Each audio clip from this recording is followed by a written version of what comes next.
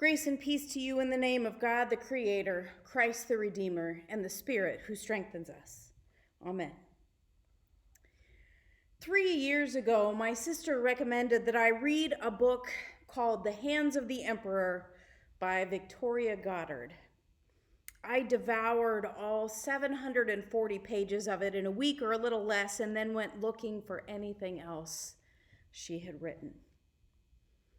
Turns out she's written a lot.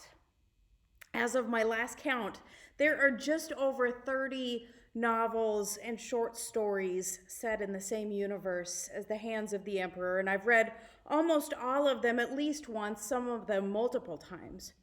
I'm reading The Hands of the Emperor for the fourth, maybe fifth time right now. In this book, we are introduced to the 100th and last emperor of Estandalus, an empire that spanned 5 worlds and lasted 1,000 years and was held together by magic until something happened to the emperor. The magic holding the empire together fell apart. After he woke from his mysterious sleep or coma or whatever it was, he was no longer the emperor, but he was still worshipped as a god, and he still held the power and the authority and the title. In the 20 years or 1,000 years or however long it's been since between his awakening and when the story begins, depending on what part of the former empire you are in, the government has tried hard to create some sort of order for their world out of the chaos that happened in the fall. And in that 20 years or 1,000 years, he's managed to surround himself with people who are utterly trustworthy and uncorruptible, who like and respect him, but only see his divinity. They only see the office he holds, until Kip, the emperor's secretary and unofficial head of the government, goes home to visit his family. During his trip home, he wonders whether the emperor would want a vacation too. And so he books it. During that vacation, Kip and the others are forced to realize that despite his position, despite everything that separates him from them, including ritual taboos as well as rank and status, the last emperor is human, and he is lonely. He craves friendship.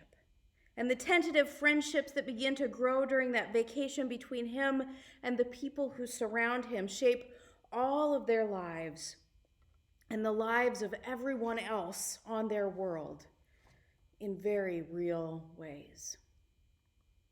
But not without conflict and struggle. It takes a lot of time and a lot of effort for each of them to break out of their assigned roles to be able to see each other in new ways. The vacation that launches Kip, the emperor, and the others on their epic journey towards friendship and making the world a better place reminds me of the story of the Transfiguration in this morning's gospel text. Both are experiences that in the moment seem to feel simultaneously really wonderful and confusing. Both seem to contain cross currents that lead to misunderstandings and misinterpretations. And in retrospect, both seem to be experiences that are catalysts for what comes next. We have one of those key phrases that begins our text for today, about 8 days after this. The middle part of chapter 9 sheds some light on Peter, James, and John's reactions on the mountain. If we were to read verses 18 through 27, which take place about 8 days prior to today's text, we would find Jesus praying with the disciples and asking who people say that he is. They told him that the crowd said that he is John the Baptist, or possibly Elijah, or a prophet returned from the dead. On asking who the disciples say he is, Peter boldly said that he is the Messiah, at which Jesus forbade them to say anything.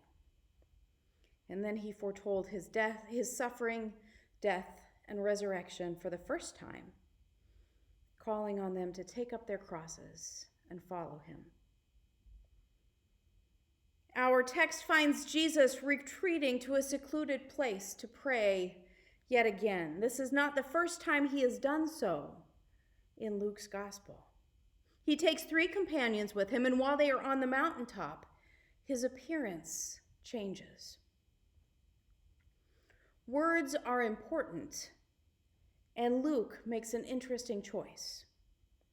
In the Transfiguration stories in Matthew and Mark's gospel, Jesus undergoes a metamorphosis. He transforms from one being into another. But Luke uses a different word. Instead of metamorphosing, only Jesus' outward appearance changes. All 3 gospels are making the same point, but the writer of Luke does it differently, and I think it sheds some light for us on what is happening. By changing his appearance, by allowing the disciples to see him differently, Jesus is reminding them of his divinity, and therefore he is reiterating the point that he made 8 days earlier about who he is and the path that he is on and what it means to follow him. Moses and Elijah appear speaking to Jesus about his departure, his death, and resurrection. What do you think that conversation would have been like? Would Jesus have been reassured by what Moses and Elijah had to say, found his anxieties lessened a little bit for what was ahead of him? And what would Peter, James, and John have thought if they woke up in the middle of it? Would they have understood what they were discussing? And would they have been reminded of the conversation about Jesus' true identity? Here is confirmation that he is not Elijah, not Moses.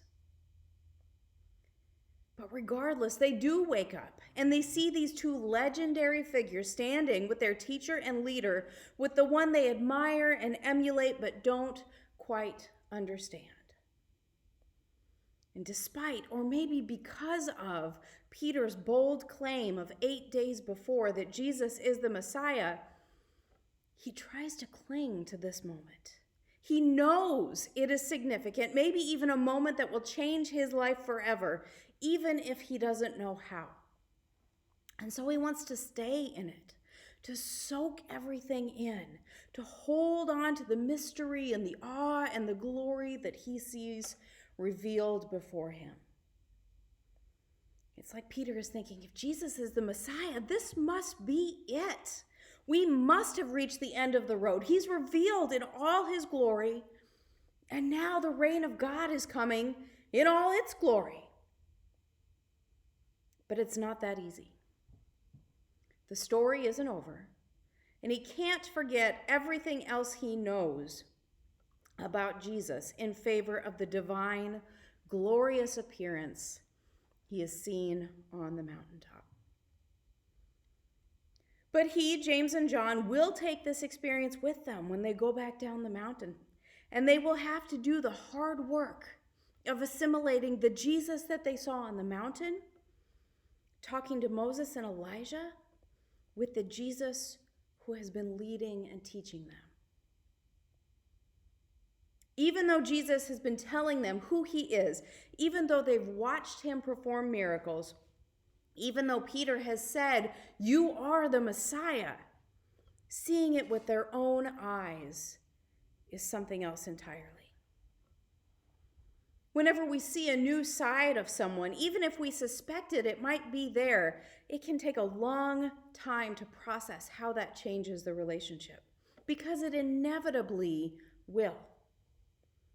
If we let go, it can add layers of depth and nuance and understanding. But if we cling too tightly to it, it can lead to a lack of insight, a lack of understanding, an unwillingness to see what has changed. Our kids are a good example of this. When they're young, they offer hints of who they will be as they get older.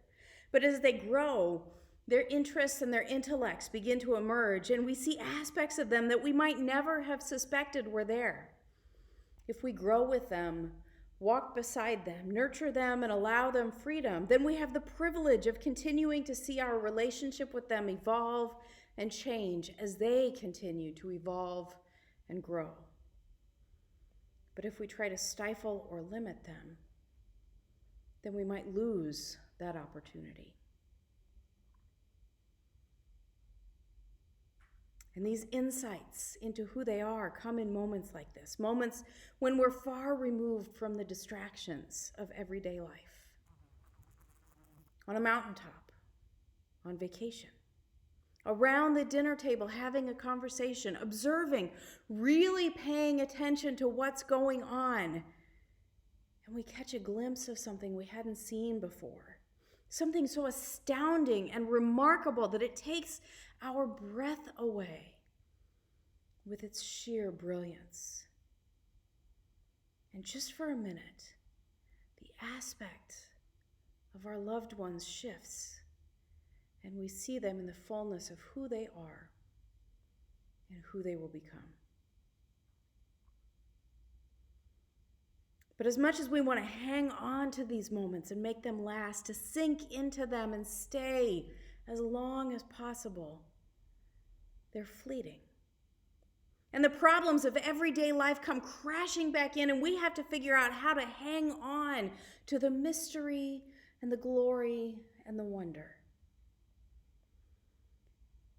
Even when Jesus' appearance fades back to his normal, everyday self, Peter, James, and John are still left with the memory of it. They carry his brightness back down the mountain with them, only to be encountered by a man with a sick child who the other disciples had been unable to heal. Jesus steps in, strangely irritable. Maybe he thought they would have more time before things got back to normal, too. But regardless of his irritation, his glory is revealed in this ordinary moment of healing, just as it had been on the mountain. We are granted glimpses of the coming of God's reign to strengthen us and give us hope in the midst of fear, because we know the pain of doubt. We know the pain of loss. Jesus says to us, along with the disciples, that he must be delivered into the hands of others. But there are times when we don't want to believe it any more than the disciples do. While we know the story and we have faith in its truth, we still need this gift of hope. Otherwise, we might find that we don't have the strength to keep moving forward. But each time we catch a glimpse of God's glory in Jesus' presence among us, shaping our faith and healing our weary souls, or in the beauty and resilience and intellects of our kids, or in the picture of the world as it could be, we are given a glimpse of where God is heading. We are moving forward. That's all we can do. Keep slogging ahead through the ordinary struggles of our daily lives, our daily faith. But the glimpses that God offers us are a promise, and more than a promise. They are Jesus reaching back from the future back into the present to take us by the hand and lead us onward toward that promise, strengthening us for the work of today and the hope for tomorrow.